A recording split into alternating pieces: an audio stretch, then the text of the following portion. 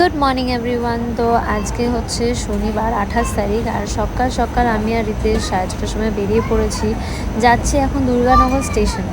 আজকে আমাদের প্ল্যান হচ্ছে তারাপীঠ যাব। তো আমি, রিতেশ, শিল্পা, অর্ক আমরা চারজন মিলেই প্রত্যেকবার একসাথেই তারাপীঠ যাই। তো বছরে আমরা দুবার অ্যাটলিস্ট প্ল্যান করি যে তারাপীঠ যাতে যেতে পারি। তো এই বছরের স্টার্টিংয়ে একদম জানুয়ারির সময় ফার্স্ট উইকের দিকে আমরা গেছিলাম তারাপীঠ, অ্যান্ড এটা হচ্ছে আমাদের সেকেন্ড টাইম যখন আমরা যাচ্ছি তারাপীঠ।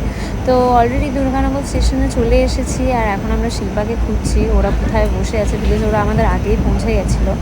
তারপরে 6:35-এর ট্রেন ছিল টু শিয়ালদা। তো এখানে আমরা ওয়েট করছি, অ্যান্ড এরা এখানে সব গল্প করছে অ্যান্ড হোপিং যে ট্রেনটা তাড়াতাড়ি চলে আসবে। ট্রেনটা একটা লোকাল ট্রেনে উঠেছিলাম, ওখানে উঠে এবার আমরা রওনা দিলাম।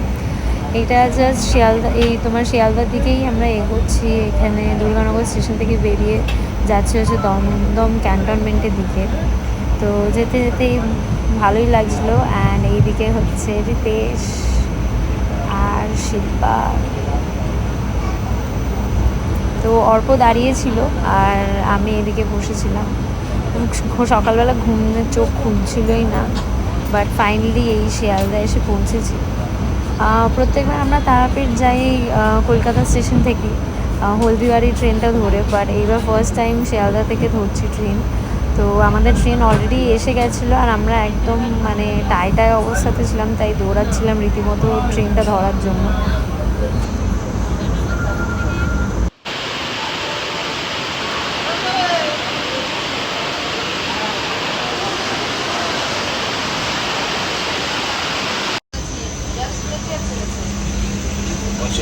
আমরা ট্রেনে উঠে গেছি। আমাদের হচ্ছে কত সিট নাম্বার? 65, 66, 67, 68. আর একদম উঠেছি আর সঙ্গে সঙ্গে ছেড়েছে ট্রেনটা। তো একদম রাইড অন টাইম, আর ট্রেনটাও একদম অন টাইমেই ছাড়লো।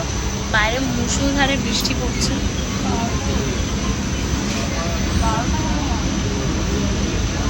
হ্যাঁ, পুরো ডট জয় টাইমে বাংলা। জাস্ট উঠেছি আর ছেড়ে দিয়েছে।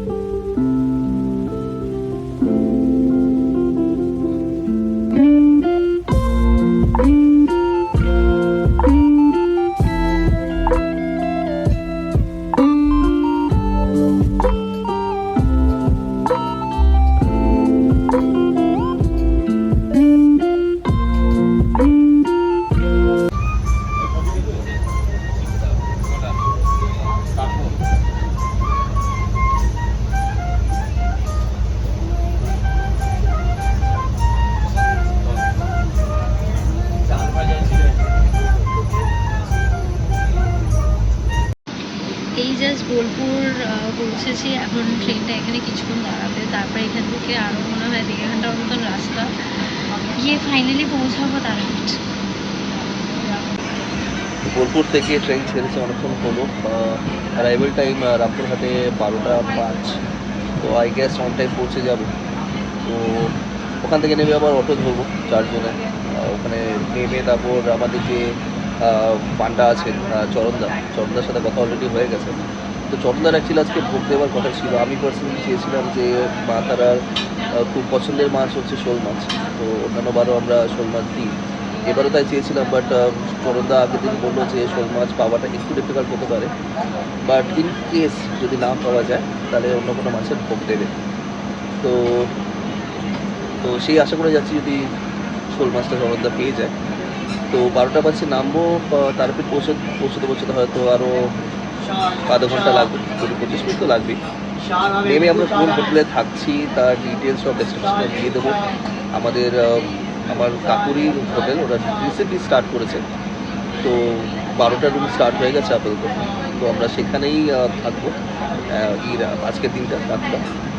আর ওখানে পৌঁছে ফ্রেশ ট্রেশ হয়ে চরণদাকে কল করবো। কল করে ইনিশিয়ালি প্ল্যান ছিল অন্যবার আমরা যা করি যে আমরা আগে পুজো দিই, তারপর ভোগটা নিয়ে আসি, তারপর হোটেলে খাই। বাট এবার ভাবছি, এবার ডিপেন্ড করছি এবার পুরোটাই কতটা ভিড় আছে কি না, সে অনুযায়ী ডিসাইড করবো যে পুজোটা দুপুরে দেবো না বিকেলে, কম্প্যারেটিভলি একটু হালকা হলে বিকেলে দেবো।